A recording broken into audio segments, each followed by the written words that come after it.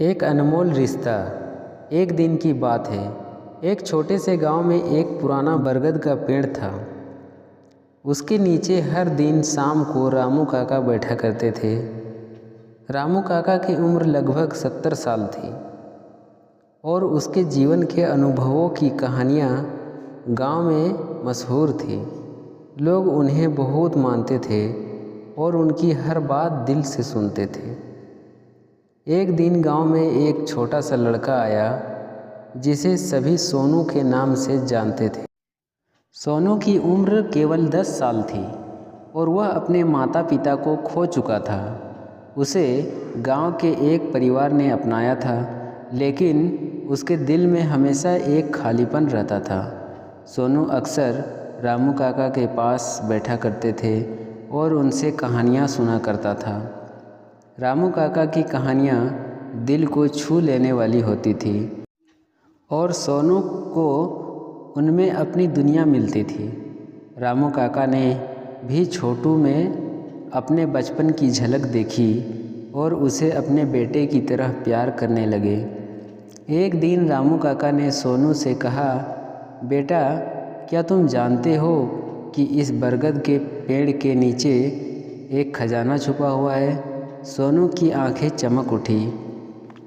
उसने पूछा, कहाँ काका? मुझे बताओ, मैं उसे ढूंढूंगा। रामू काका ने मुस्कुराते हुए कहा, धैर्य रखो बेटा, सही समय आने दो। जब तुम्हारा दिल सच्चा होगा और तुम इस पेड़ की जड़ों को समझ पाओगे, तब तुम्हें खजाना मिलेगा।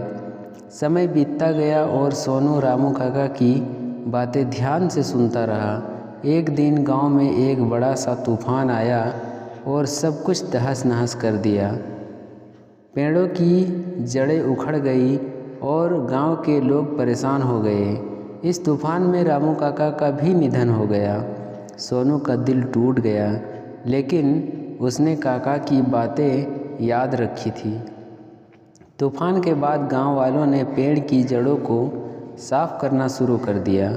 अचानक सोनू को कुछ चमकता हुआ दिखाई दिया। उसने देखा कि बरगद के पेड़ की जड़ों के नीचे एक पुराना बक्सा छुपा हुआ था।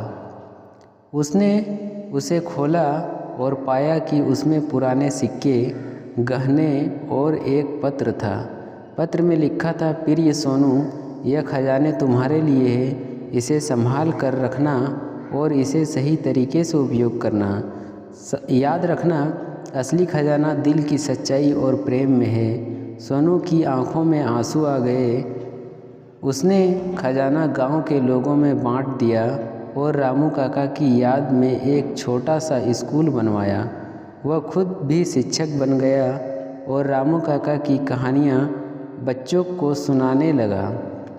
इस तरह रामू काका और सोनू का अनमोल रिश्ता जीवन भर के लिए एक मिसाल बन गया। इस कहानी में गांव के लोगों को सिखाया कि असली खजाना हमारे दिलों में है और सच्चा प्रेम कभी नहीं मरता।